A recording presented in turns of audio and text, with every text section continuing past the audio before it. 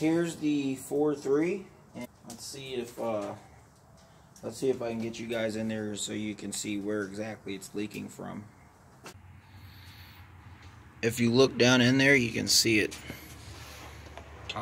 See all that shininess? That is the intake. That's the lower intake gasket leaking. Everything you see right here has to come off. Honestly, I think this will be one of the most extensive jobs that I've done. And so start from the cold air intake and just move in a move diagonally to the back of the motor and just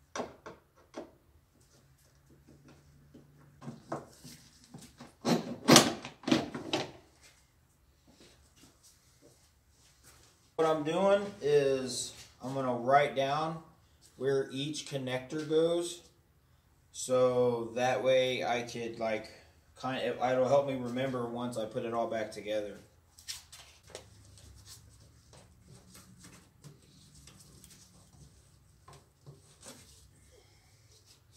It's actually pretty heavy.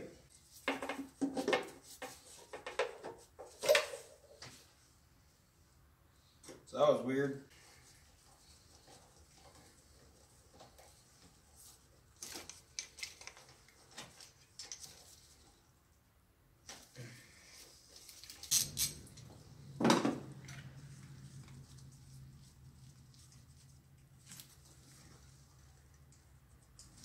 Boom. With throttle cable plate bolts on there. That was freaking $500 or something, or it was something retarded, man. Something absolutely retarded. But I wanted help getting the engine back in, and my buddy's dad. So far, that's what it looks like now. And there's the carb. And then everything that I've removed so far, turn this around, sits right there. And I just now got the carb off. Pushed the blazer outside because it was leaking antifreeze. The intake is almost off. I got the upper intake off, actually. Upper intake. And it just popped right off. I grabbed it to pull the whole assembly off, and this just popped off. Good morning, everybody. We're back, and I'm going to start back in on this intake. And once I get it out, I'll start going through all the gaskets, and I'll show you. That's when I'll start showing the close-up how-to stuff, so that way you guys can see it. So here is the box. Let's open this up. I'm so excited. This is the first time I've ever really had it. I'm so excited I'm using the razor blade backwards. Feels like I'm a legit business, you know. Here they are. Voila. Look at that. My first batch of temp tags. Boom. There's one bolt here, and bolted into the intake. I just wiggled it out.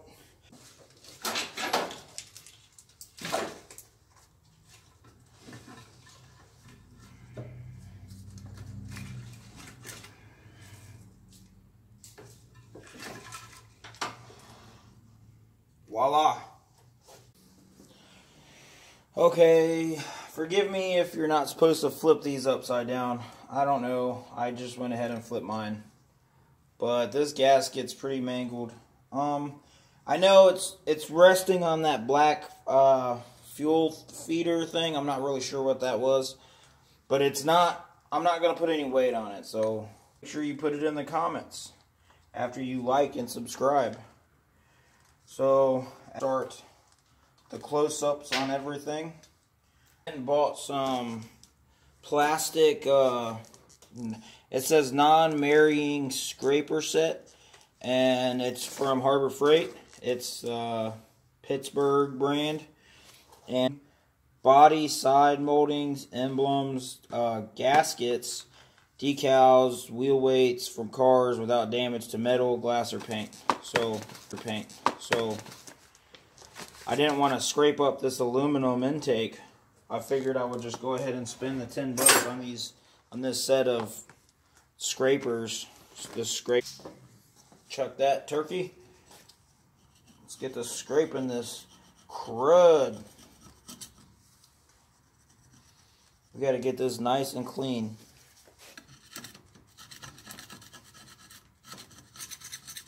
So I'm going to scrape this whole thing as good as I can, as clean as I can, and I'll be back. This is the dirty side. This is the clean side. Gasket's all laid out. This is the actual lower intake gasket. These two things here. And this is, I'm assuming, the upper intake gasket for this. Here's the gasket for the fuel system feeder thing. For that. And then there's some other odd and end things here. I have no idea what these go to, rather. But let's take a look over here at the engine block. As you can see, a lot of the engine is gone. It's just like a big hole in it. All that's just like bare block now. On the top anyways. But I gotta clean that up. Clean up all of that area. Well, not all of it really. I'm just gonna clean up the mating surface. So like all of this right here. All through here. All the way back onto the back of the block there. I'll clean all that crud up and get it nice and shiny. So put these gaskets onto the block and then set the intake onto the gaskets. And then after that, once this is out of the way, get it out of the way, we'll get it torqued back down to spec. And to get that intake off, we had to undo all the bolts for this here AC mounting plate right here. And I had to get all of the bolts. I think there's 3 of them, 3 bolts and 1 nut. I had to get them off the face of the plate.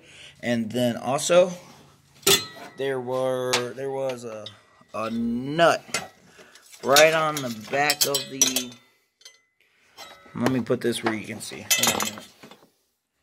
Hold on a minute. Nope. Is that it? Nope. Let's see here. There you go. Is that it? There was a, god dang it, right here. Boom. That thing right there, that stud.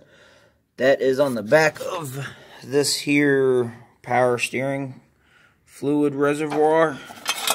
And I had to undo that nut. So that way I could stick a pry bar back here and back on the back of that plate and scoot that plate or that mounting bracket forward, so that way I could lift that intake up. Because you can't just pull it straight up, because this little piece here, right here, overhangs, or it hangs over the intake. So you can't just go straight up. You got to push that forward. And also, the intake hits that thing there. So not only does this mounting bracket have to move forward, but when you're picking the intake up, you have to be able to scoot the intake towards the front bumper, towards the radiator, because if you don't, it'll hit that nut there. So you lift the intake up a little bit, just enough, to get it up out of there. And then what you got to do is you tilt the front of the intake. So pretend my hand is the intake. You lift it up just a hair, and then you have to tilt it this way, and then you also have to tilt it this way, and you just got to play with it. So you lift it up, pull, put the back half down, and then move it forward a little bit, and then it'll hit this bracket. And there's I mean, if you have it pulled forward enough, it won't really matter, because what you're going to do is once it's up and tilted back and pulled forward, it'll hit that bracket, and then that's when you tilt it to the side like that, and then it'll slide straight out like that. That's what it looks like with the exhaust ports plugged up. I just took little strands, like I said, and stuffed them in there so I can, when I scrape, I don't have to worry about crud falling in there. You see what I'm saying? But yeah, I don't know if that's pro tip or if that's just common sense, but I did it. Probably you should do it too. I should probably stick something. These are coolant ports. You can tell because they're all corroded and rusty. I'm probably not going to worry about plugging those up, even though I probably should. I'm going to move all this crap out of the way and try not to drop anything in there, any crud or anything. And these gaskets come with these little tabs here that press into the block. And from what I can tell, it doesn't matter which side goes on which side, because, or which gasket goes on which side, because they look identical. Yep, they look pretty much identical. And you want these tabs to go down towards the block, so that way those little we'll call them nipples, so that way these little nipples can go into the block. There isn't any spot on the intake for those little nipples to slide into, so let's go ahead and install these. I think you just throw them on there, honestly. There's still a little play here. I'm really hoping that when I torque down the intake that those seat better. I'll give you this. I'm assuming that you're supposed to use this to seal up this area in the front and the back. This is where it leaked. This is where it started leaking. So I want to make sure that I get this right, because it would be a pain in the butt for it to start leaking there again. I would be really upset. I still haven't figured out what these are for.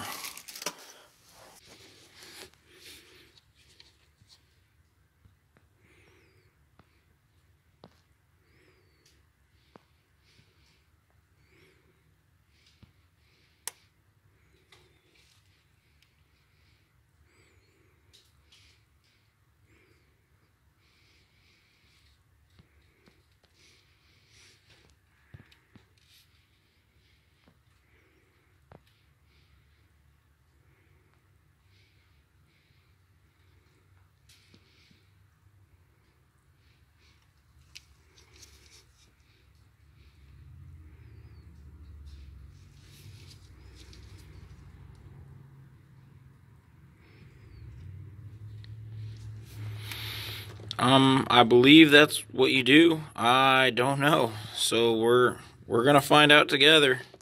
And if it's not right and it starts leaking again, I will definitely update the description in the video of whether or not it worked or not. And so that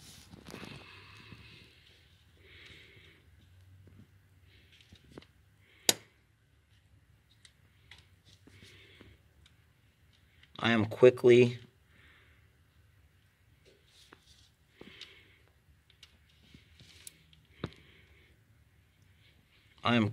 quickly running out of this stuff. Oh man.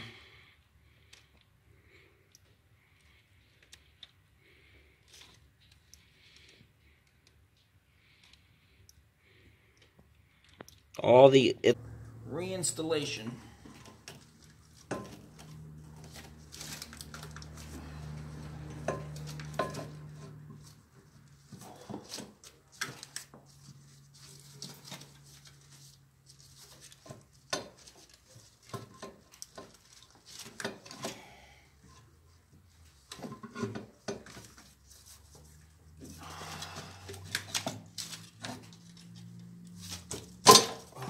Little manly persuasion.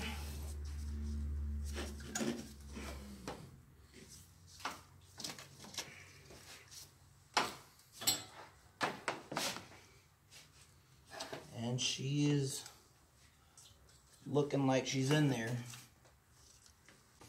So now I'm gonna throw her bolts in and then torque them down. You can find the torque sequence, and you can find the pattern that you're supposed to torque them down and the torque spec online. If you just search 4.3 of, I think I searched 4.3 vortec V6. No, I searched 4.3 V6 vortec intake manifold torque spec, and it popped up. I will put a link to that website that I found that information in the description. Here's your lower intake manifold bolts. I'm going to reuse the old ones because they are hardened steel and stuff. But here's one spot. So here's bolt number 1.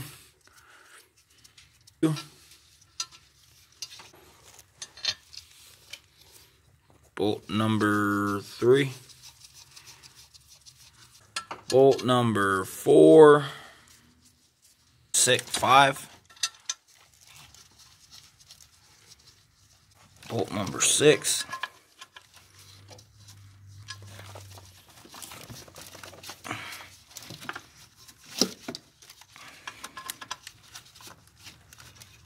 Seven.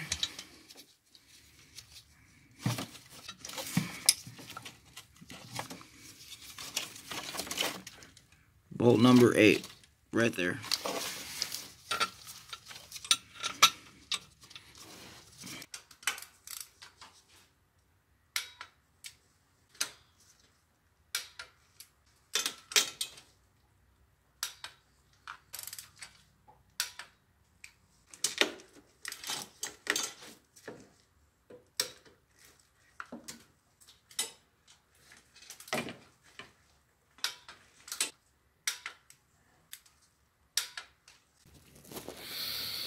Here she is all cleaned up. Got that mating surface all nice and shiny. Now I just have to wipe that sucker down. Using some brake clean and a shop rag to clean all this stuff up. We're going to use this here pick to get this gasket out of here.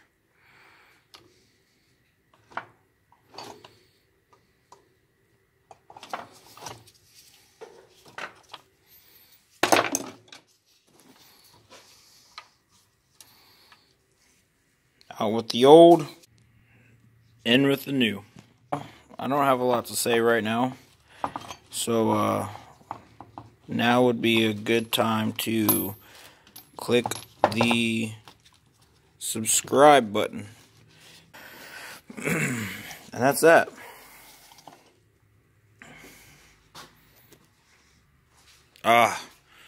We gotta do that other gasket. Let's see if we can get this sucker out.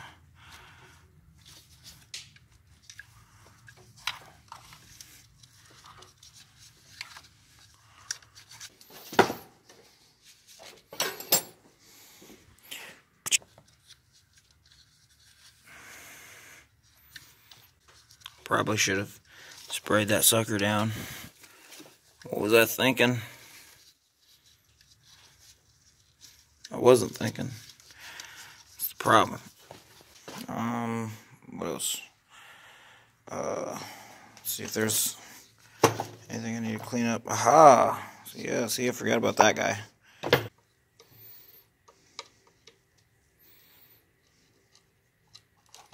Look at that nasty, nasty thing.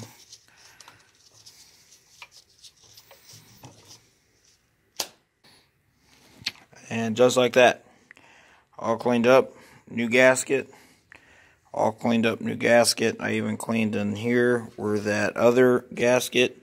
I don't know if you can see it, but this centerpiece right here didn't want to pop all the way through, so I don't know if it's actually, I don't know if the upper intake is actually seated on the lower intake or if it's riding on top of this little thing here. I just noticed a gap between the upper intake and the lower intake, and it's big enough to be able to fit my thumbnail in. So I checked the back half, and of course it's not there, and it's not on the side either. So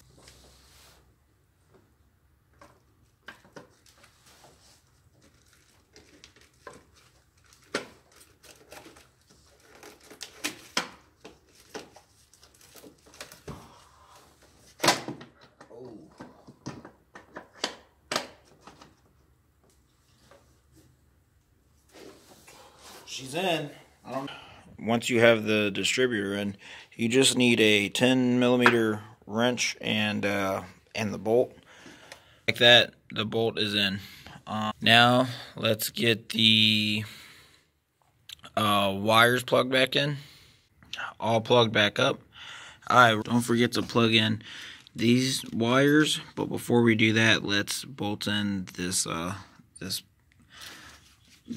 fuel lines real quick. There is a place there they bolt to, right there.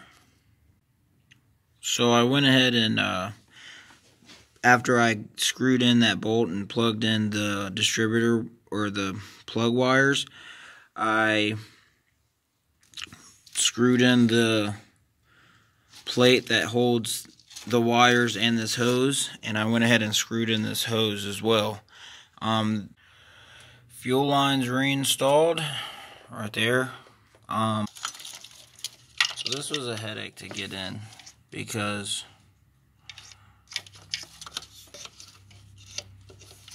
you had to well, first off, it's like your regular it has your regular tabs, but then this thing sits in there like that. And how I got that out, I just took a screwdriver and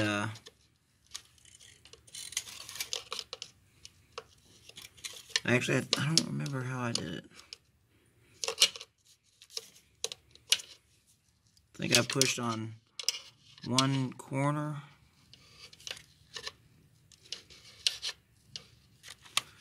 and yeah, I just pushed on one corner like how you just saw, and it popped out. Voila. A couple bolts, a couple 10mm bolts, and a plug, and now that thing is on. Alright, that's done.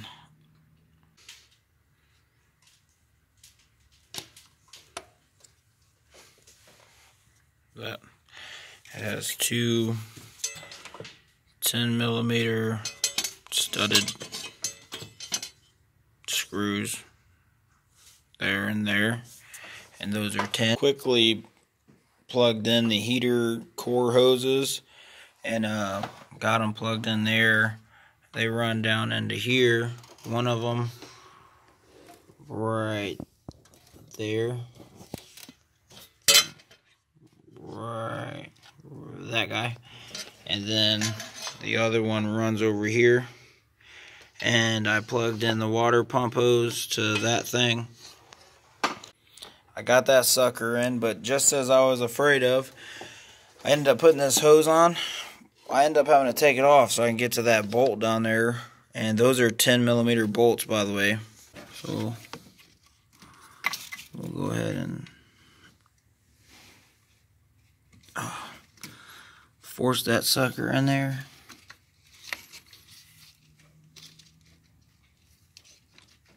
Get the, oh, this popped out. Oh man. Oh, there we go. So here's that thing that goes into that valve cover hole there and plugs into that little thing there. Just so you know, we did get that hose tightened down. Now, I think this might be an EGR valve. I'm not sure though. I'm going to go ahead and plug her in. And then all this stuff is still pretty pliable on my vehicle because she's only got 129,000 miles on her. Can't remember how this, I think this went in like that. I'm fairly certain. I got the thermostat installed, and those bolts are 13s. So you're gonna need a deep well. AC brackets back on. The couple of bolts and screws on the front are, I believe, 14. So there's a nut there, it's a 14. There's a stud here, it's a 14. And then there's one all the way down there at the bottom. Don't know if you can see it. But that right there, that's also a 14. And, oh yeah, and one right there. And then if you come around to the side, there's a 15 mil. I'm gonna try to show you guys. Right there in the center of the screen, there is that's a 15 mil nut, and it is the it holds on the water or the power steering pump, and you gotta loosen that so that way you can squeeze that, or so that way you can force that bracket forward, so that way you have clearance to pull up the intake. Just like that, the AC pump is back on. So it's 4 13 mil studs and a 13 mil screw to hold on the lines, and a couple plugs. There's a plug here, and there is a plug back here. Here's the diagram that they provide on the shroud for the fan. So if you follow that diagram and you use a pry bar on the pulley, what you're gonna do is to just slit the corner of that pry bar. You can see it right here, right there. There's a little like box looking thing right above my finger. You just slip the edge of that pry bar into it, and voila, the intake is back on, and it looks like an engine again. It looks like these little clips here, and they are pushing against the carb, and there is that black thing right there goes through that intake, and you gotta get it lined up just right, and it should slide on top of that carb. But this here little piece goes all the way around, right over top the hole of the carburetor. There's a little gasket in there and everything, so make sure you get that right. And all that's left now is the battery.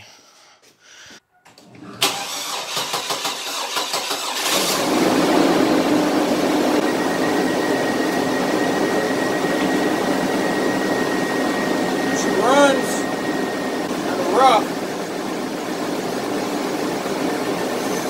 Let's hope that's a fuel thing. She doesn't have any fuel in her intake. Alright, I think that's it for the night. I'm gonna call it quits, and I'll see you guys next time.